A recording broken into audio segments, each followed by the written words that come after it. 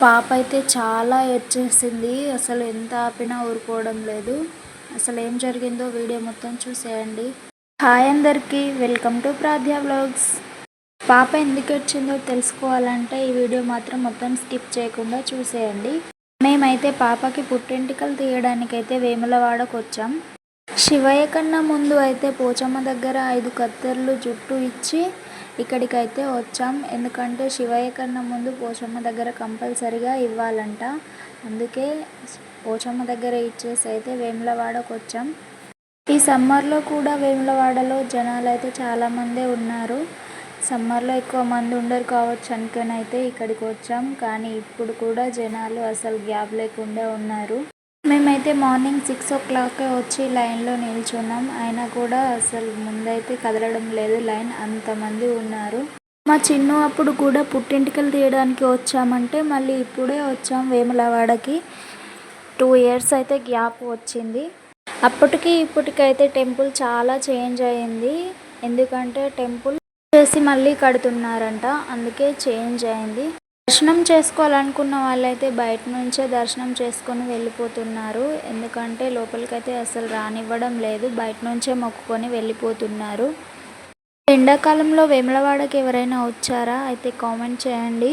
క్యూలో అయితే 1.5 to 2 hours అయితే నిల్చొనే ఉన్నాం. అయినా కూడా జనాలు అయితే ముందుకే కదలడం లేదు, అంతమంది ఉన్నారు. ఇంకా ఇక్కడ పాప అయితే మంచిగా బజ్జుకుంది, ఏడవకుండా సైలెంట్గా అయితే పడుకుంది. లేస్తే మాత్రం ఏడుపు స్టార్ట్ చేస్తుంది. ఇక మా చిన్ను అయితే ఈ మధ్య చాలా సిన్సియర్ అవుతున్నాడు. ఎటైనా వెళ్తే అసలు విసిగించడం లేదు, సైలెంట్గా ఉంటున్నాడు. అక్కడ జరిగేది చూస్తూ నార్మల్గా ఉంటున్నాడు. ఒకప్పుడైతే చాలా ఏడుస్తుండే. ఇక్కడైతే శివయ్యకు మొక్కుకోండి అందరూ.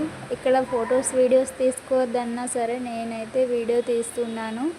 కానీ జనాలను అయితే ముందుకు వెళ్ళిపోండి అని ఊరికే మాట్లాడుతున్నారు అక్కడ. ఇంకా అక్కడ నుంచి అయితే మళ్ళీ పాపకి పుట్టు వెంట్రుకలు తీయడానికి అయితే నడుస్తూ వస్తున్నాము. దర్శనం చేసుకున్న తర్వాతే వెంట్రుకలు తీయాలని చెప్పారు. సో అందుకే దర్శనం చేసుకున్న తర్వాత అయితే మళ్ళీ వెళ్తున్నాము పాప కోసమని. నా బంగారు తల్లి అయితే ఎండకు క్యాప్ పెట్టుకుంది, ఇంకా పడుకుని అయితే లేచింది. నార్మల్గానే చాలా ఏడుస్తుంది. ఇంకా హెయిర్స్ తీస్తుంటే అసలు ఊరుకుంటుందో లేదో అనేసి అయితే భయం అవుతుంది. ఇంకా ఇక్కడ మా హస్బెండ్ అండ్ మా మామయ్య అయితే ముందు నడుస్తున్నారు. వాళ్ళ వెనకాల మేమైతే మెల్లమెల్లగా అక్కడక్కడ ఆగుకుంటూ కాళ్ళు కాలుతున్నాయని నీడకు నిల్చుంటూ అలా నడుస్తున్నాము. ఇంకా వచ్చేసాం హెయిర్స్ తీసే దగ్గరికి అయితే. చూద్దాం పాప ఇలా ఏడుస్తుందో మరి ఊరుకుంటుందో. ఫస్ట్ టైం పోచమ్మ దగ్గర హెయిర్స్ ఇచ్చేటప్పుడు అయితే నార్మల్గానే ఉంది, కానీ ఇప్పుడు చూడాలి.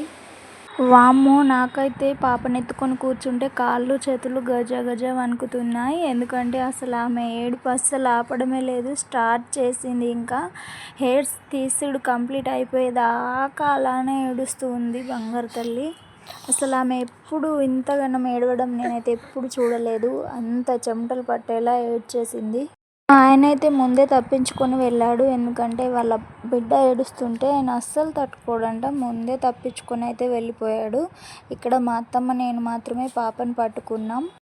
పాప ఏడుస్తుంటే నాకైతే చాలా ఏడుపు వచ్చేసింది. అసలు అంతగానం ఏడ్చింది. చూడండి మీరే ఒకసారి.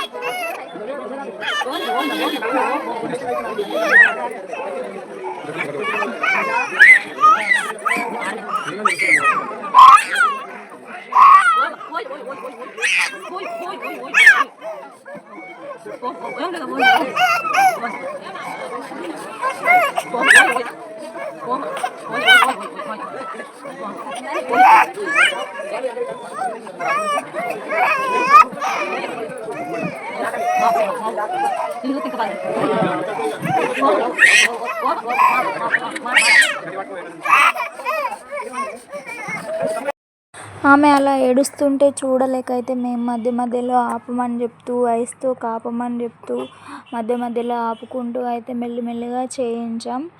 అయినా అసలు చాలా ఏడ్చింది. ఆమె ఏడవడం నేనైతే ఫస్ట్ టైం చూశాను. అంత ఏడ్చింది.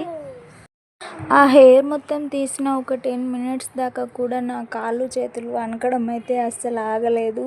ఎందుకంటే స్టార్టింగ్ కూర్చున్నప్పటి నుంచే ఆమె ఏడుపు స్టార్ట్ చేసింది కదా, ఇంకా అయిపోయేంత వరకు కూడా అలానే ఏడుస్తూ ఉంది. చెమటలు వస్తున్నా కూడా ఏడుస్తుంది. అందుకే అంత చాలా భయమేసింది. పెంచడానికి అయితే తీసుకెళ్ళాం. ఎందుకంటే హెయిర్ ఉంటుంది కదా, అవంతా పోవడానికైతే స్నానం చేపిస్తున్నాను. అండ్ పాపతో పాటు నేను కూడా 5 కత్తెరలు వెంట్రుకలు ఇచ్చాను దేవుడికి. ఇంకా ఇక్కడ స్నానం చేపిస్తూ ఉంటే అయితే పాప అయితే ఏడుపు ఆపేసింది. వాటర్ను చూస్తూ నవ్వుతుంది ఇక్కడ. ఇంకా స్నానం చేపించడం కంప్లీట్ అయిపోయేసరికి అయితే మా హస్బెండ్ వచ్చారు.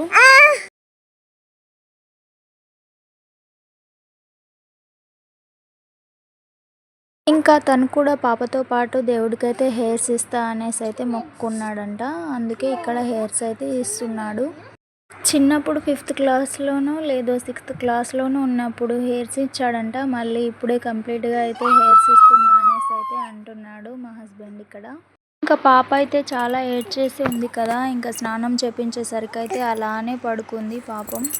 ఇంకా అక్కడ నుంచి అయితే మేము హెయిర్స్ తీపించడం కంప్లీట్ అయిపోయిన తర్వాత భీమన్న గుడిలో దర్శనం చేసుకుని అయితే వచ్చి ఇక్కడ కూర్చున్నాం. మళ్ళీ ఇక్కడే గాయత్రీదేవి ఆలయం కూడా ఉంటే అక్కడికి వెళ్ళి నేను పాప అయితే మొక్కుతున్నాం. పాప అయితే ఒక 5 మినిట్స్ 2 మినిట్స్ అలా పడుకుంటుంది. మళ్ళీ లేస్తుంది. లేచినప్పుడు అయితే ఏడుపే స్టార్ట్ చేస్తుంది. ఇక్కడ ఉంది అసలైన టాస్క్ ఏంటంటే, ఇక్కడ కోడలను కట్టేయడానికి అయితే ఒక్కొక్కరు కింద మీద పడుతున్నారు. అవైతే ఒక్కరి చేతిలో కూడా ఆగడం లేదు. చాలామంది అయితే కింద పడ్డారు. ఇక్కడ మేము కూడా పట్టుకున్నాం. ఇంకా అక్కడ కంప్లీట్ అయిపోయిన తర్వాత అయితే ఇక్కడ బంగారం పంచడానికి అయితే వచ్చాం. మాకు హెల్త్ బాగాలేనప్పుడు అత్తమ్మ మొక్కుకుందంట. పాప ఎత్తు అండ్ నా ఎత్తు చిన్నోని ఎత్తు ముగ్గురు ఎత్తు కలిపి బంగారం వేములవాడలో పంచుతా అనేసి అయితే మొక్కుకుందంట. ఇంకా ఇక్కడికి అయితే వచ్చేసాం. ఫస్ట్ అయితే బొట్టు పెట్టుకొని ఆ మిషన్కి మొక్కి అయితే ఎక్కాలంట. అందుకే నేను ఇక్కడ బొట్టు పెట్టుకొని మొక్కి ఎక్కుతున్నాను. చిన్ను కూడా వచ్చాడు. మేము ముగ్గురం కలిస్తే ఎంత వెయిట్ ఉన్నామో గెస్ చేయండి చూద్దాం. ఒకరు ఉండాల్సిన వెయిట్ అయితే ముగ్గురం ఉన్నాం.